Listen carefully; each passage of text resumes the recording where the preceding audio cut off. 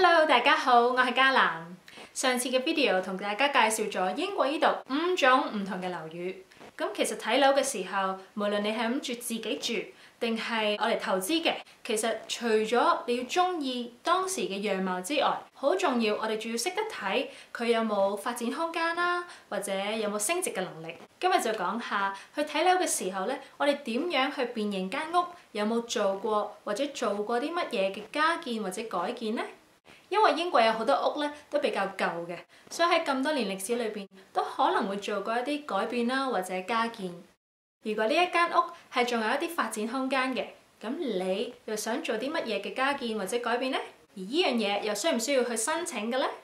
今日嘅內容咧有少少複雜，唔係法律嘅諮詢，我會建議大家咧去揾翻當地嘅建築師啦，去傾討你想做嘅嘢。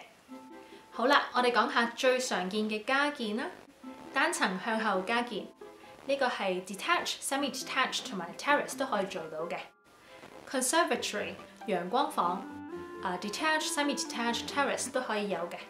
不過咧，其實最近咧，我哋都有好多朋友啦，同我哋講，我哋個陽光房太凍啦，冬天嘅時候咧冇人想入去用喎。咁好多人咧都會開始咧將佢哋嘅陽光房可能變咗做一個磚頭搭翻上嚟嘅加建。Loft extension 閣樓加建，亦都係 detached、semi-detached 同埋 terrace 都可以嘅。單層向旁加建，亦都包括咗 garage conversion， 即係將你嘅車房咧變做埋一個住嘅地方。呢個係適用於 end of terrace 啦、semi-detached 同埋 detached 嘅。雙層向後加建，適用於 terrace 啦、semi-detached 同埋 detached。仲有雙層向旁加建，適用於 end of terrace、semi-detached 同埋 detached。仲有啲咧就係唔係黐住你間屋，喺另外分開一嚿咧起一個 garage 啦，或者一個 office， 但係咧係唔可以俾人住嘅。呢一啲咧喺英國可能會叫做 outbuilding 或者新起嘅 garage 啦。首先咧喺英國裏邊分開咗兩種加建，第一種叫做 permitted development， 允許加建，即係你唔需要申請嘅，可以套用於大部分普遍嘅 project， 但係咧又唔可以套用喺某一啲建築物嘅喎，例如 flat 啦、商業用途嘅啦，或者佢係一啲特別嘅地區，例如佢係一個文物啦，或者佢係一個 national park 裏邊嘅。雖然咧係唔使申請嘅，不過我哋都會建議你去申請一個叫做 Certificate of Lawfulness。申請呢個證書嘅時候咧，即係代表你嘅 design 同埋你起嘅嘢係合乎當時申請嘅時候嘅法例嘅。點樣嘅加建係屬於 permitted development 嘅規限裏邊呢？今日同大家講幾個重點。一、加建嘅總面積係唔可以超過除咗間屋以外嘅範圍嘅一半。第二，向後加建，對於獨立屋嚟講咧，向後加建你係唔可以超過4米，而半獨立屋同埋 terrace 排屋咧就唔可以超過3米。但係如果獨立屋想申請係由4米到8米之間，或者半獨立屋同埋 terrace 係想申請由3米至6米之間咧，咁你就可以申請一個叫做 prior approval 嘅嘢啦。第三，對於單層加建，由地下計起，最高咧唔可以起高過4米。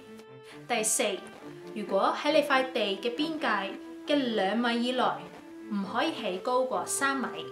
第五，如果加建2層嘅話咧，只可以向後加建，唔可以向你嘅旁邊加建。最高咧都唔可以高過你而家嗰間屋。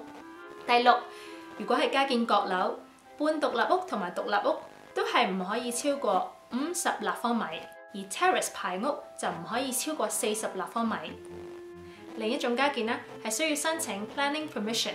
規劃允許，即是話，例如你起一個新嘅住宅，或者做一啲大型嘅改建，甚至乎你改變咗一個建築物嘅用途，咁你就需要 planning permission 啦。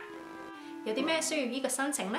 如果你嘅要求係唔喺 permitted development 嘅規限裏邊呢，就需要 planning permission 啦。而市政府會以唔同嘅角度去分析佢批唔批俾你，例如地區性，一間3個房嘅屋應該要有2個停車位。4個房嘅屋就需要有3個停車位。如果你出邊唔夠位停咁多架車，咁可能你就唔可以加多1個房噶啦。佢哋都可能會考慮附近學校嘅數量啦，或者你嘅加建會唔會影響到大自然呢？咁係咪想起到幾大都得呢？咁梗係唔係啦。如果你嘅申請係越接近 Permitted Development 嘅規限裏邊，咁你被批嘅機會就會越高啦。我會建議大家去揾當地嘅建築師，佢哋可以俾唔同嘅 option 俾你，話俾你聽呢個 option 被批嘅機會高唔高呢？最後我哋講下點解一間屋加建同埋改建嘅可能性係咁重要呢？首先就係梗係可以俾自己住得更加舒服啦。你可以根據你嘅生活習慣啦、喜好啦，去做唔同嘅改變。第二，無論你係自己住或者係投資嘅，間屋都有機會升值。另外，如果你屋企嘅小朋友越嚟越多或者越嚟越大個，需要更加多嘅空間，咁你就可以避免咗要搬屋嘅麻煩同埋費用啦。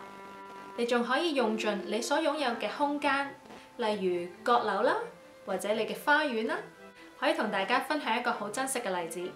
我有一位香港嘅朋友，而家喺英國呢度揾緊屋，佢有2個比較大啲嘅小朋友，所以想揾一個 full bedroom 嘅 house， 有2個廁所。但係佢睇嚟睇去咧，喺而家嘅市場裏邊都冇乜啱心水嘅，所以咧我就建議佢去揾一啲有 potential 去加建多一間房嘅 3 bedroom house。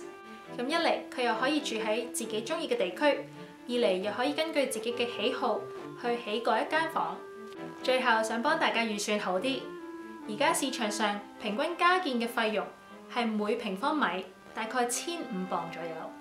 如果你係雙層加建，個費用咧就係單層再加50%。仲有啱啱提到嘅 Permitted Development 嘅規限咧，係屬於英格蘭呢度嘅。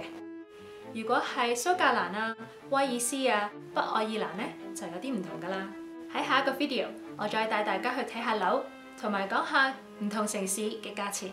如果你中意呢個 video，就請 like 同埋 subscribe，仲有 share 俾你嘅朋友。